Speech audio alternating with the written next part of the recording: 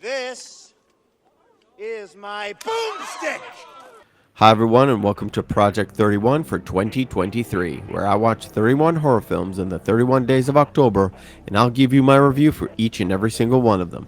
Today, October 23rd, I will review the movie Army of Darkness.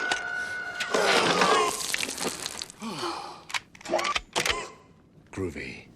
Army of Darkness is the third Evil Dead movie, which serves as a kind of a trilogy, as it tells the story of Ash and his fight against the Deadite menace. I'm saying kind of because if you watched my short review or tuned into our live show, you'll know that Evil Dead 2 starts the movie with the sort of a recap, mainly because the production team behind the first movie is not the same as the second one. However, in Army of Darkness, we had the same production company and basically the same crew doing it again. However, there was a change at the start of the movie. According to Bruce Campbell, the actor playing Ash, Sam Raimi wanted to go with a more goofy and enhance the slapstick comedy of the movie while making it less gory.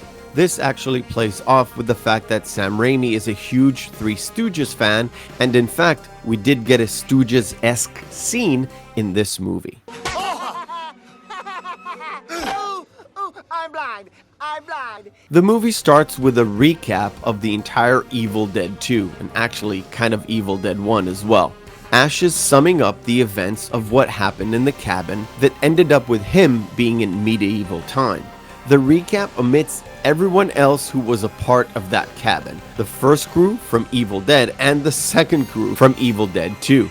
Only the girlfriend Linda remains. The main difference between the endings of Evil Dead 2 and the start of Army of Darkness, as this movie begins, Ash doesn't kill a demon, but he is considered an enemy combatant and taken as a slave. Since he is the enemy, his captors throw him into a pit with an actual demon in there.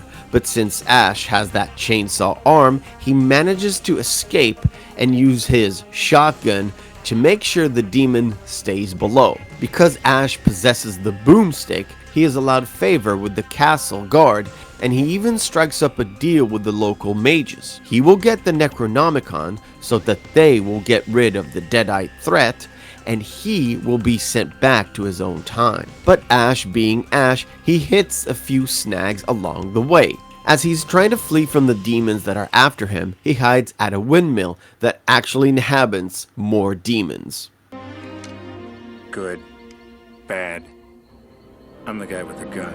Obviously, they would love nothing else but to torture him and even make a copy of Ash in the process. Thinking that he got rid of the copy, Ash heads off to the cemetery where the Necronomicon lays. In true Ash form, he kind of forgets the magic words that's supposed to help subdue the Deadites and steals the book. Doing so, he awakens the Army of Darkness and his own evil copy from the dead, and they head towards the Kandarian castle to claim the stolen book. Klaatu, Miranda. It is my belief that everyone who loves the Evil Dead franchise does so because of this particular movie. Yes, Evil Dead 2 is a much better horror film, and it is unique in its success to be a dark comedy. But Army of Darkness is where the franchise becomes more accessible. It is hilarious, slapsticky, but doesn't hold any punches with scary monsters and horrifying ideas. Bruce Campbell not only gives you a great verbal performance, but also a masterclass in physical comedy. He takes the unlikely hero of the first two movies and pushes it further into the reluctant hero. On the live show, I compared him to Han Solo from Star Wars, particularly in New Hope, but Ash is even more overt with his actions, as he completely disregards anyone and everyone, and most times it's to his own detriment. Give me some sugar, baby. A highly entertaining movie that I can recommend for the Halloween season and on a fun Friday evening with friends. If Evil Dead 2 is great in introducing you to horror films, Army of Darkness is a great way to introduce yourself to the entire franchise.